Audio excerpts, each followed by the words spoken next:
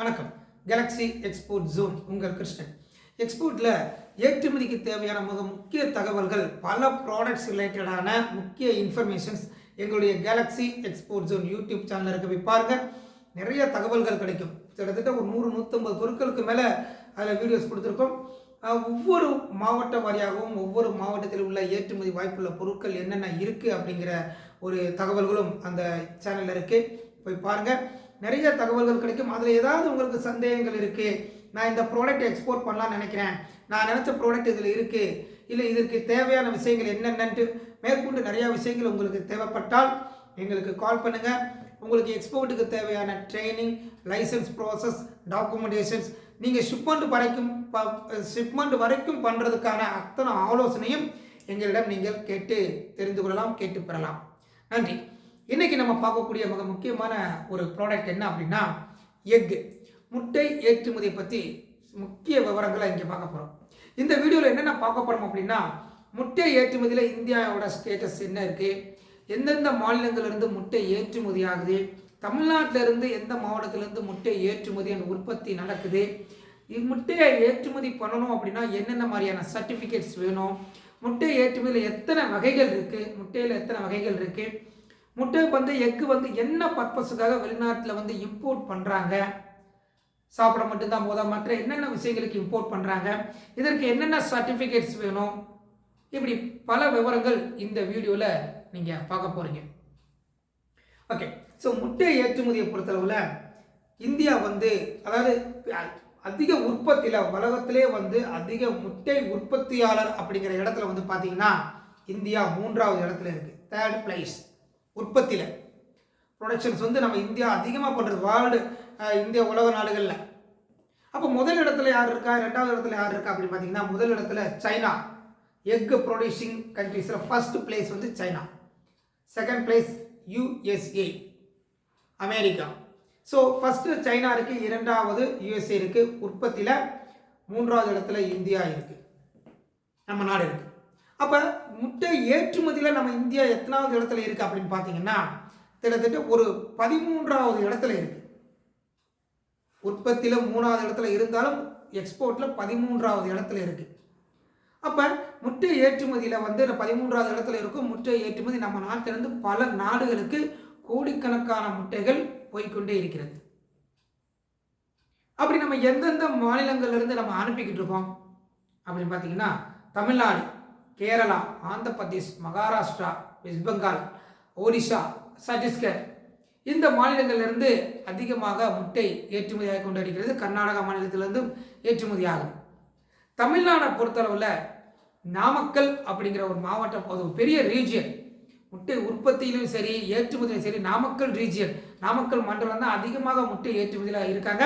இருந்தாலும் சேலம், ஈரோடு, கோயம்புத்தூர், சேலம், ஈரோடு, கோயம்புத்தூர் இந்த மாவட்டங்கள்லையுமே முட்டை ஏற்றுமதி இங்கிருந்து ப்ரொடியூஷன் அண்ட் எக்ஸ்போர்ட்டிங் அதிகமாக நடந்துக்கிட்டு தான் இருக்குது.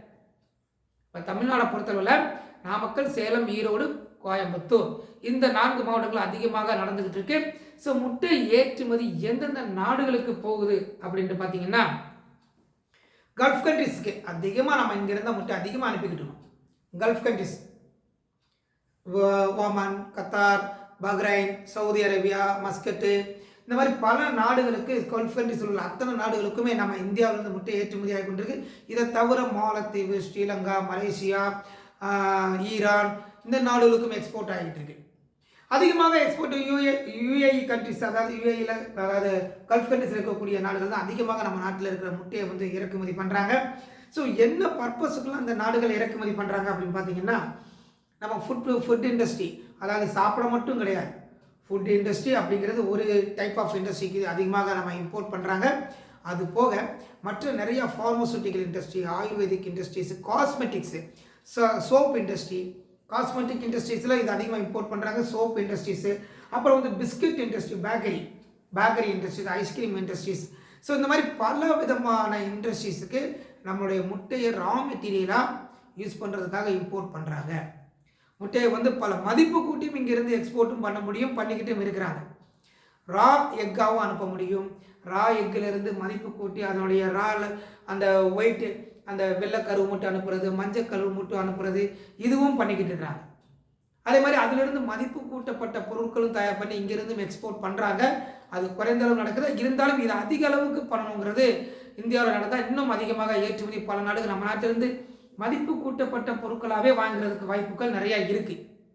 இப்போ வந்து ரா எக்ஸ் அதிகமாக நம்ம அனுப்பிக்கிட்டு இருக்கோம். கோடிக்கணக்கான முட்டைகள் அனுப்பிக்கிட்டு இருக்கோம். ஸோ இந்த ரா எக்கில் என்னென்ன வெரைட்டி இருக்குது, என்னென்ன வகையான எக்ஸ் இருக்குது அப்படின்னு பார்த்தீங்கன்னா, அதாவது கோழி முட்டை தான் அனுப்புகிறாங்க அப்படின்னு இல்லை. கோழி முட்டை, ஹென் எக் அப்படின்னு அனுப்புகிறாங்க. கோயில் அதாவது காடை முட்டை ஏற்றுமதி ஆகி கொண்டிருக்கிறது. வாங்கோலி முட்டை அனுப்பிக்கிட்டு இருக்காங்க. டர்க்கி, இந்த மாதிரி என்ன முட்டை ரகங்கள் கேட்குறாங்களோ அந்த முட்டையை வந்து நம்ம எக்ஸ்போர்ட் பண்ண முடியும். அவ்வளோ ஈஸியாக பண்ண முடியுமா? முட்டை ஏற்றுமதியை பொறுத்தவரை மிக அதிகமான கட்டுப்பாடுகள் இருக்குது. அவ்வளோ எளிதான பொருள் இல்லை. அதனால தான் முட்டை ஏற்றுமதியாளர்களை பொறுத்தவரை தமிழ்நாடை பொறுத்தவரை ரொம்ப கம்மி. எல்லாரும் எடுத்த உடனே பட்டு நம்ம செய்ய முடியாது. முட்டை ஏற்றுமதியை பொறுத்தவரை மிகவும் கட்டுப்பாடுகள், அதிகமான கட்டுப்பாடுகள் இருக்குது. தரங்கள் அதிகமாக அதில் சோதித்து தான் நம்ம அனுப்ப முடியும். அதனால் நம்ம வந்து ஈஸியாக நம்ம அந்த முட்டை ஏற்றுமதியில் ஈடுபட முடியுமான்னு பார்த்தீங்கன்னா, அதுக்குன்னு நம்ம வந்து நம்மளை தயார் பண்ணிக்கணும். அதற்கான விஷயங்கள் பூரா நம்ம தெரிஞ்சுக்கணும். ஒரு முட்டை உற்பத்தியாளர்கிட்ட போய் பேசணும். பேசி அவர் அதற்கான தரமான முட்டையை வந்து அவர் தயார் பண்ணுறாரா அப்படிங்கிறதெல்லாம் நம்ம கிளாரிஃபை பண்ணிட்டு தான் இந்த முட்டை ஏற்றுமதி தொழிலில் நம்ம ஈடுபட முடியும்.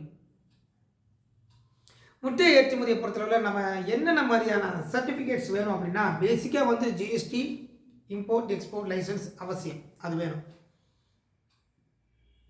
அப்புறம் இம்போர்ட் எக்ஸ்போர்ட் லைசன்ஸுக்கு அப்புறம் நம்ம அந்த முட்டைக்கான தரச் சான்றிதழ், எக்ஸ்போர்ட் இன்ஸ்பெக்ஷன் ஏஜென்சி EIA, இந்த எக்ஸ்போர்ட் இன்ஸ்பெக்ஷன் ஏஜென்சி வந்து அந்த ஏற்றுமதிக்கு வாய்ப்புள்ள அந்த லாட்டை தரச் சான்றிதழ் வழங்குறதுக்காக சோதனை பண்ணி தான் அதுக்கான இன்ஸ்பெக்ஷன் சர்டிஃபிகேட் கொடுப்பாங்க. EIA export inspection agency. அடுத்து FSSAI ஃபுட் சேஃப்டி ஆஃபீஸர் வந்து அவங்க செக் பண்ணிவிட்டு FSSAI சர்டிஃபிகேட் கொடுத்துட்டு அதுக்கப்புறமும் ஒவ்வொரு லாட்டும் அவங்க செக் பண்ணி தான் அவங்க அந்த லாட்டை வந்து அலோவ் பண்ணுவாங்க. அப்புறம் வந்து ஹெல்த் சர்டிஃபிகேட், அனிமல் ஹஸ்பண்ட்ரி டிபார்ட்மெண்ட்லேருந்து ஹெல்த் சர்டிஃபிகேட் கொடுக்கணும். அப்புறம் அந்த முட்டை வந்து தரமானதாக சத்துள்ள பொருட்கள் அப்படின்னு லேப் சர்டிஃபிகேட், இந்த விஷயங்களும் கொடுக்கணும். அதில் உள்ள கண்டென்ட் என்னென்ன வகையான சத்துக்கள் அதில் இருக்குது அப்படிங்கிற ஒரு சர்டிஃபிகேட்ஸ் கொடுக்கணும். அப்புறம் சரியான முறையில் தான் அதை தயார் பண்ணியிருக்காங்க அப்படிங்கிற GMP, குட் மேனுஃபேக்சரிங் ப்ராக்டிக்ஸ், இந்த சர்டிஃபிகேட்ஸ் அவசியம். அப்புறம் ஹைஜீனிக் அந்த பொருள் இருக்குதா, அந்த முட்டை இருக்குதா அப்படிங்கிறத hygienic certificate, environmental certificates, pollution control board certificates, இதெல்லாம் கட்டாயமாக இதற்கு அவசியமான ஒன்று. ஸோ இப்போ அந்த முட்டையை ஏற்றுமதி பண்ணும்போது இந்த விஷயங்களை பயன்படுத்தணும். அடுத்து வந்து முக்கியமாக ஏற்றுமதி வளர்ச்சி வாரியமான APEDA, agriculture processed food products development export development authority, இந்த அப்பேடா அப்படிங்கிற கவுன்சிலில், எக்ஸ்போர்ட் ப்ரொமோஷன் கவுன்சிலில் மெம்பர்ஷிப்பு கட்டாயமாக பண்ணணும். நம்ம எந்த லாட்டு வந்து உற்பத்திக்காக நம்ம வந்து உற்பத்தி பண்ணி எக்ஸ்போர்ட்டுக்காக நம்ம வந்து எடுத்து வைக்கிறோமோ அந்த லாட்டை தான் நம்ம அனுப்பணும். அந்த லாட்டில் இருந்து தான் இத்தனை செக்கப்பு, இத்தனை சர்டிஃபிகேட்ஸு, இத்தனை பரிசோதனைகள் எல்லாமே நடத்தப்படும். அதே நேரத்தில் எந்த ஒரு அடல்ட்ரேஷன், அதாவது எந்த ஒரு முட்டை ஏற்றுமதியிலுமே கலப்படம், அதாவது ஒரு ஹென் எக்கு மட்டும்தான் இருக்கணும். டக்குனா டக்கு, கூஸ்னா கூஸ், டர்க்கினா டர்க்கி, குவைல்னா குவைல். ஸோ அந்த எந்த முட்டையிலுமே வந்து மிக்சிங், அடல்ட்ரேஷன் இருக்கக்கூடாது, ஏதாவது மாறி அப்படி இருக்கக்கூடாது. இது போக ஒவ்வொரு நாடுமே முட்டையை இறக்குமதி பண்ணுறதுக்கு இம்போர்ட்டுக்கான ரெகுலேஷன்ஸு, எக்கு இம்போர்ட் ரெகுலேஷன்ஸு தனியாக வச்சுருக்கிறாங்க.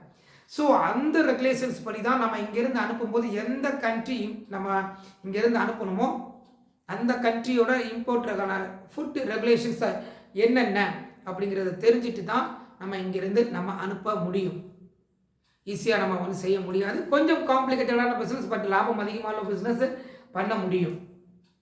ஏன் வாரத்துக்கு மாதத்துக்கு கோடிக்கணக்கான முட்டைகளை போகும்போது ப்ராஃபிட் வந்து அதிகம்தான். அதுக்கான கட்டுப்பாடுகளும் விஷயங்களும் நம்ம நிறையா செய்ய வேண்டிய அவசியம் இருக்குது.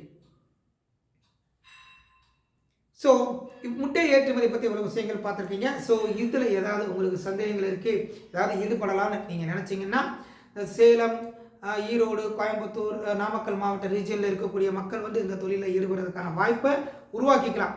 புதுசாக நிறையா உற்பத்தி பண்ணுறாங்க, எல்லாருமே எக்ஸ்போர்ட் பண்ணுறது இல்லை. ப்ரொடக்ஷன் பண்ணுறாங்க அத்தனை முட்டை உற்பத்தியாளர்களுமே எக்ஸ்போர்ட்டில் இறங்குறது கிடையாது.